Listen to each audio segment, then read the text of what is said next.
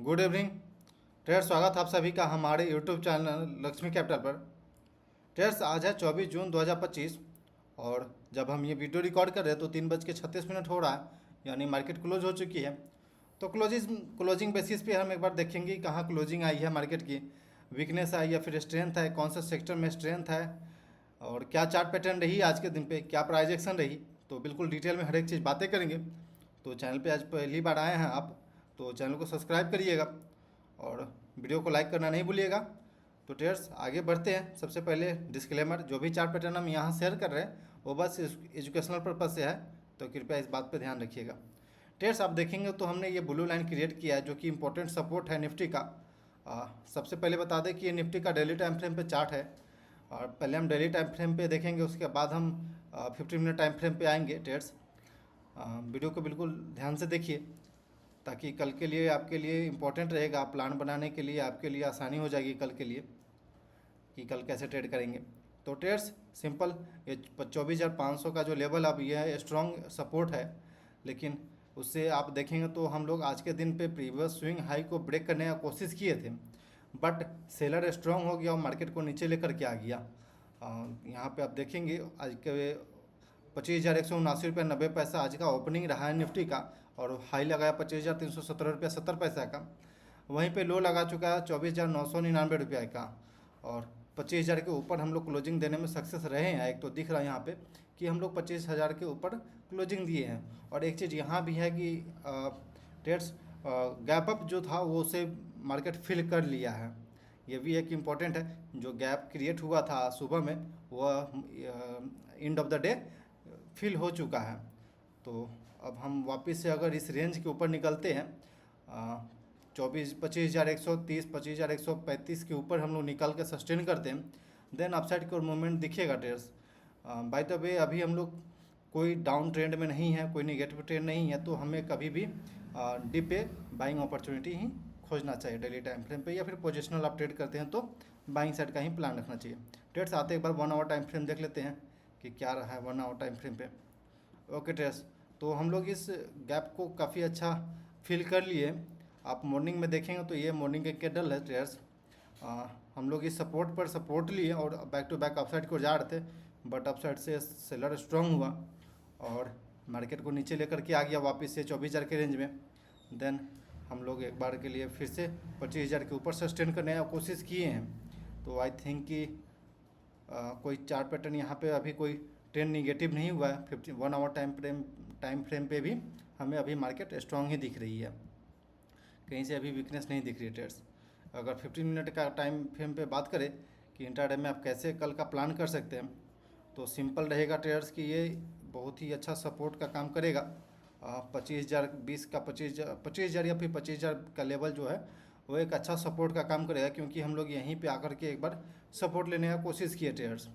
और up side से resistance का बात करें तो एक बार के लिए हम यहाँ पे रेजिस्टेंस फेस कर सकते हैं। अगर मान लीजिए कल के दिन पे गैप अप ओपनिंग देते हैं हम और 25,170 के आसपास अगर खुलते हैं तो फर्स्ट आवर में एक बार हम देखेंगे यहाँ पे रेजिस्टेंस फेस करते हुए हो सकता है यहाँ से हम एक बार नीचे भी आ सकते हैं ट्रेडर्स।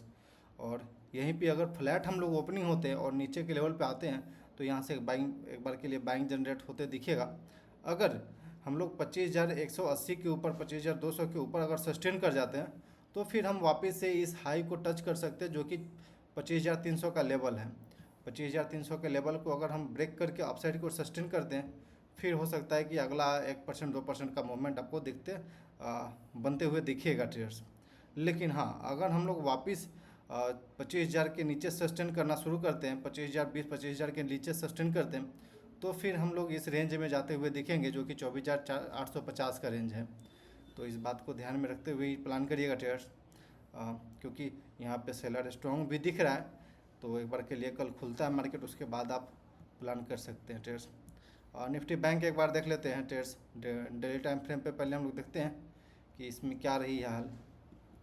ओके ट्रेड्स, तो ये हमारे लिए पहले इंपॉर्टेंट सपोर्ट का काम कर रहा था जो कि 45,500 के पास था। देन अभी हम लोग धीरे धीरे करते हुए बिल्कुल अप ट्रेंड में जा रहे हैं और हायर हाई बनाते हुए जा रहे हैं बिल्कुल अप ट्रेंड में डेली टाइम फ्रेम पे। तो यहाँ पे स्ट्रक्चर बिल्कुल अच्छा है, बिल्कुल अप ट्रेंड में है, बिल्कुल स्ट्रॉन्ग दिख रही है। अगर 1 आवर टाइम फ्रेम पे देखेंगे ट्रेड्स तो सिंपल यहाँ पे लो हाई वापस न्यू लो, वापस ये न्यू लो की क्रिएट नहीं बनाया। एक सेकेंड, ओके, यहाँ पे देखें तो लो बनाया, देन ये हायर हाई, वापस higher high, then I think ये हायर हाई बनेगा और बिल्कुल हम लोग अपसाइड की ओर जा रहे हैं। कोई ट्रेंड में निगेटिव पैटर्न नहीं बन रहा, बिल्कुल पॉजिटिव है ट्रेड्स। तो बैंक निफ्टी काफ़ी स्ट्रॉन्ग दिख रही है हमें।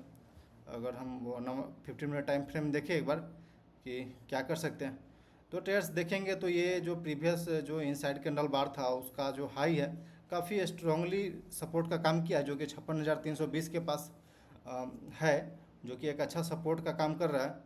और धीरे धीरे हम लोग यहाँ से अपसाइड को रिट्रेसमेंट देने का कोशिश किए हैं ट्रेड्स एक बार के लिए। अगर हम लोग 56,830 56,820 को जब तक नहीं निकालते तब तक थोड़ा सा एक डर सा माहौल रहेगा कि, क्योंकि यहाँ पे क्लियर कट सेलर दिख रहा है ट्रेड्स। एक स्ट्रॉन्ग रेड कैंडल के साथ यहाँ पे क्लोजिंग आई है जो भी स्टॉक जो ये इंडेक्स, तो यहाँ पे हमें एक बार के लिए थोड़ा सा सतर्क होकर प्लान करना चाहिए और वेट करना चाहिए। अगर क्लियर का डायरेक्शन हम लोग अपसाइड की ओर दे देते हैं तो फिर बिल्कुल सक्सेसफुली हम लोग अपसाइड की ओर जा सकते हैं ट्रेड्स। अगर फिबोनाची के हिसाब से अगर बताएं आपको तो ट्रेड्स जब तक 78% का अगर हम लोग कैंडल के ऊपर सस्टेन नहीं कर जाते तब तक हमें थोड़ा सा वेट करना चाहिए अपसाइड के लिए। बाय द वे अभी हम लोग इतना तो दिख रहा है कि यहाँ पे हम लोग सपोर्ट ले रहे हैं। अगर आप इधर कहीं इंटर किए हैं, इस रेंज में आप इंटर किए हैं, तो इस डे के लो का आप स्टॉप लॉस मान करके आप प्लान कर सकते हैं, या फिर अपना जो भी है आपके पास पोजीशन है उससे आप ट्रेल कर सकते हैं ट्रेड्स। तो ट्रेड्स एक बार स्मॉल कैप और मिड कैप का भी चार्ट देख लेते हैं।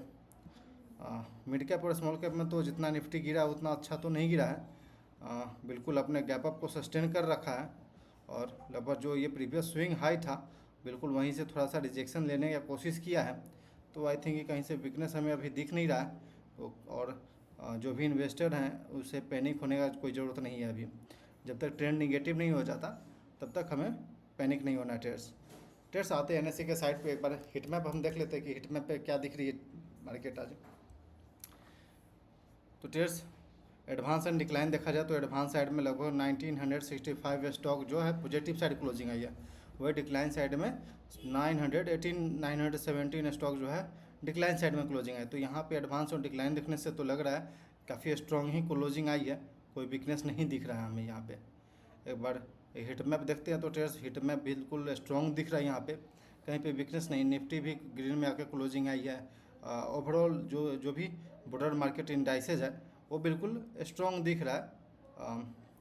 कोई दिक्कत की बात नहीं दिख रहा है यहाँ पे। अगर सेक्टोरल इंडाइसेस देखा जाए तो मीडिया सेक्टर कल 4-4.5% की ओर बढ़ा था, लेकिन आज के दिन पे थोड़ा सा प्रॉफिट बुकिंग हुआ है बाय द वे। और PSU में लगभग 1.5% प्लस खींचे थे आज के दिन पे। और ऑयल एंड एनर्जी में थोड़ा सा ये प्रॉफिट बुकिंग बोल सकते हैं या फिर थोड़ा सा निगेटिव रहा है, लेकिन ओवरऑल मार्केट हमें बिल्कुल स्ट्रॉन्ग दिख रही है ट्रेड्स। थीमेटिकल इंडाइसेस में देखेंगे तो बस दो ही सेक्टर जो है वो डाउनसाइड की ओर क्लोजिंग है, नहीं तो मोस्ट ऑफ दी जो सेक्टर है वो बिल्कुल रेड ग्रीन में जाके क्लोजिंग आई है ट्रेड्स। अगर हम निफ्टी 50 का एक बार देख लेते हैं हिट मैप ट्रेड्स, तो अडानी पोर्ट देखेंगे तो बिल्कुल डार्क ग्रीन दिख रहा है। जियो फाइनेंस 2% प्लस में, 2.5% प्लस में, श्रीराम फाइनेंस 2% प्लस में, ग्रासिम 2% प्लस में, टाटा स्टील लगभग 1% प्लस में। उसके अलावा ONGC देखा जाए तो डाउनसाइड की ओर लगभग 3% के आसपास गिरे थे। इंडसइंड बैंक में 1% और पावर ग्रिड में 1.5% के आसपास। तो ट्रेड्स लेकिन बाय द वे ओवरऑल देखने से हमें बिल्कुल ग्रीन में ही दिख रहा है, मार्केट स्ट्रॉन्ग ही दिख रहा है। निफ्टी नेक्स्ट 50 में देखा जाए तो अंबुजा सीमेंट काफ़ी स्ट्रॉन्ग आई बिहेव किया और 4% तक अपसाइड की हो गया। एनर्जी सेमंस एनर्जी है, ये सेमंस एनर्जी में लगभग 3.5%, ये जस्ट IPO आया था इसका, उसके बाद से ये लगभग 3.5% से प्लस में जाके क्लोजिंग आई। हुंडई जो कि ऑल टाइम हाई को अपने IPO बेस को ब्रेक करके अपसाइड की ओर जा रही है। ट्रेड्स हुंडई भी आप चार्ट पे बहुत अच्छा स्ट्रॉन्ग दिख रहा है। और DB स्लैब में देखेंगे तो 1% डाउन था। HAL और डिफेंस सेक्टर आज थोड़ा सा पीटा हुआ था, प्रॉफिट बुकिंग हुआ है उसमें, तो कहीं से वीकनेस तो नहीं दिख रही है ओवरऑल हमें मार्केट को देख के। तो ट्रेड्स बिल्कुल मार्केट अभी हमें स्ट्रॉन्ग ही दिख रही है, कहीं से वीकनेस नहीं दिख रही है।